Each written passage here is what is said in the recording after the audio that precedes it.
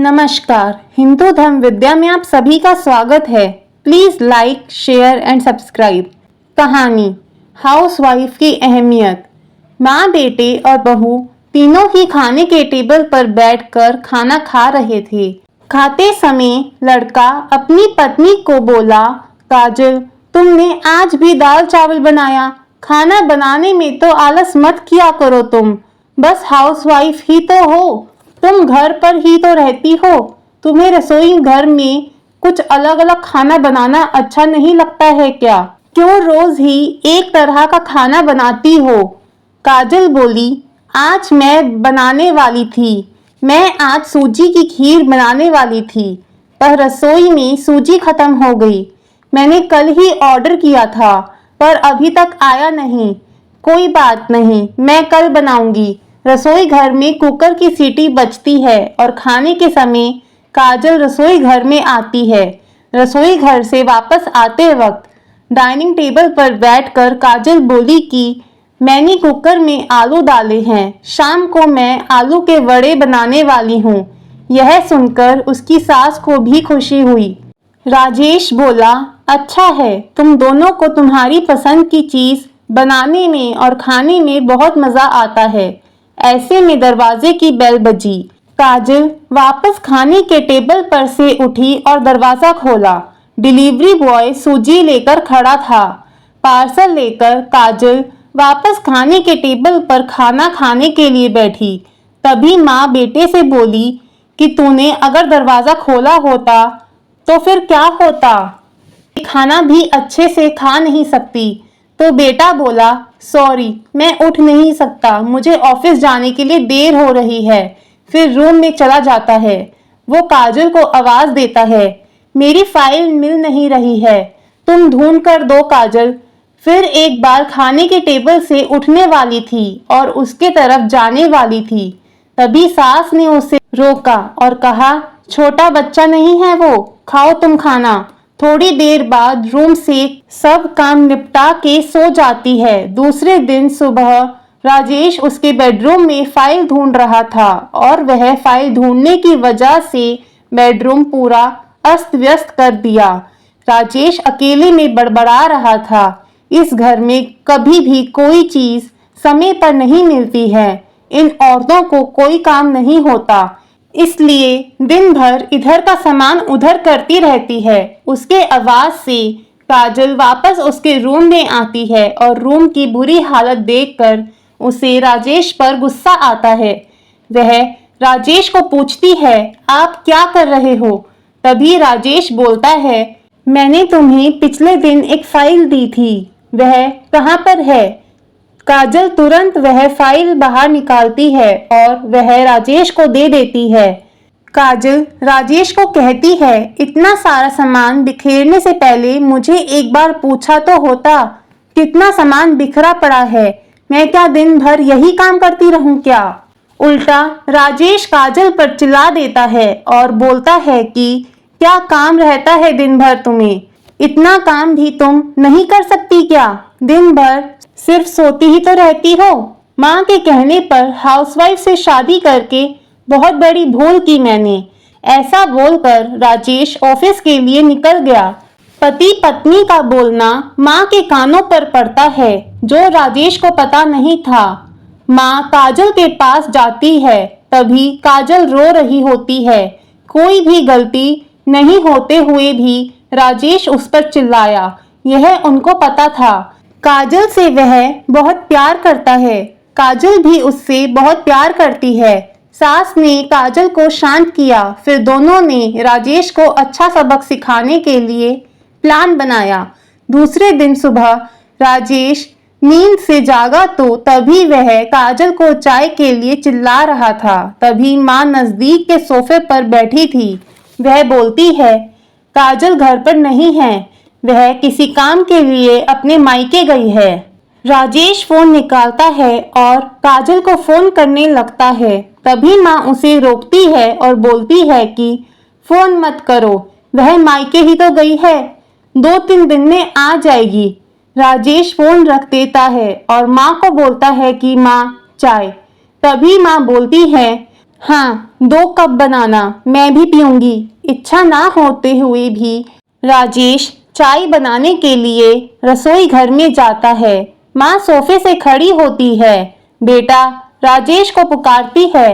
वह सोचने लगता है कि माँ उसे रोकेगी और खुद चाय बनाएगी, पर माँ बोलती है मेरी चाय में शक्कर कम डालना। राजेश चाय बनाता है और चाय लेकर आता है।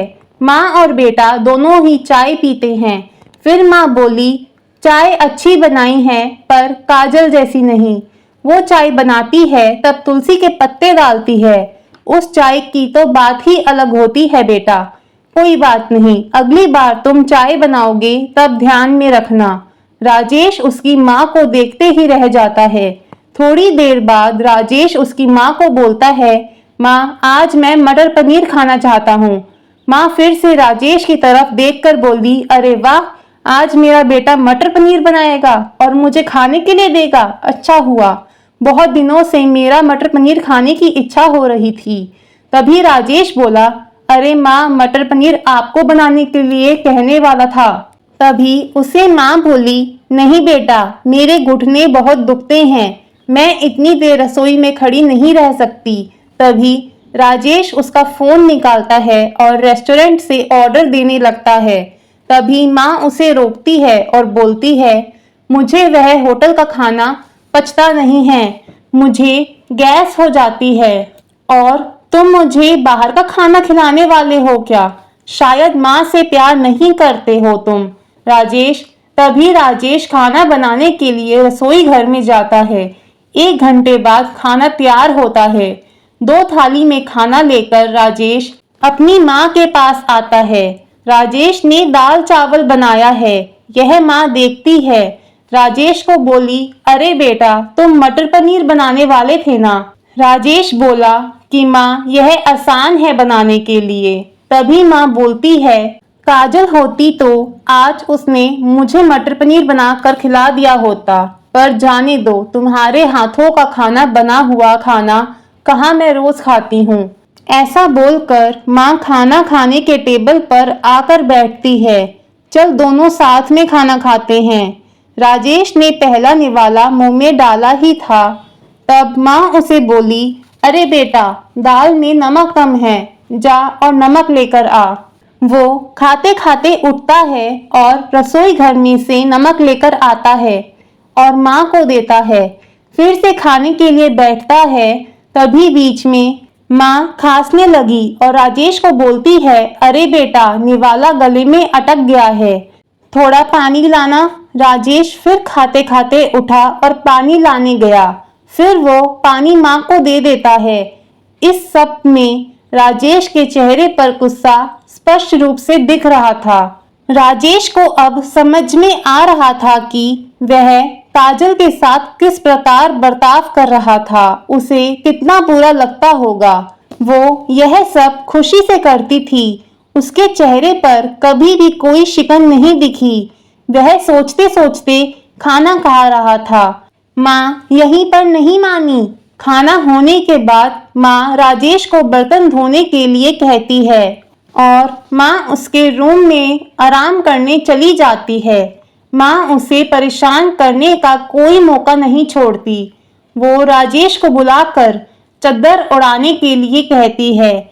उसके बाद राजेश रूम से बाहर जाता है तो उसे माँ रोकती है और एसी का टेम्परेचर कम करने को कहती है। अब इन सभी कामों की वजह से वह चिड़चिड़ करने लगता है, लेकिन कुछ भी नहीं बोल पाता। दूसरे दिन सुबह जल्दी उठ जाता है। उसे ऑफिस जाना होता है, इसीलिए वह जल्दी सब्जी काटता है, पर उसका ध्यान सब्जी की तरफ नहीं होता। वह काजल का विचार कर रहा होता है। वो सोच रहा होता है, हाउसवाइफ का काम आसान होता है, ऐसा मुझे लगता था, पर सच में वैसा नहीं है। मैं कितना गलत बर्ताव करता था काजल के साथ। मन ही मन पछता रहा होता है।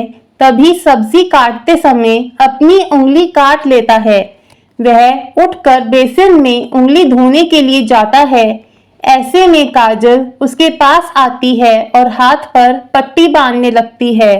मतलब काजल अपने मायके गई ही नहीं थी, राजेश से छुपकर उनके ही घर में थी। यह तो सास और बहू का प्लान का एक हिस्सा था। राजेश काजल को देखकर खुश हो जाता है, वह उससे माफी मांगता है। वह काजल को बोलता है कि घर का काम करना बहुत आसान होता है, तुम घर पर रहती हो, तुम्हें क्या काम रहता है। ऐसा मैं हमेशा बोलता था, पर एक ही दिन में मुझे सब समझ में आ गया। मैं तुम्हें ऐसा कभी भी नहीं बोलूंगा और इसके आगे हम एक साथ घर के काम करेंगे। अगर घर हमारे दोनों का है तो घर के काम भी हम दोनों ही करेंगे। दोनों का बोलना माँ बाहर से सुन रही थी। वह दोनों के लिए बहुत खुश थी। जय श्री कृष्ण।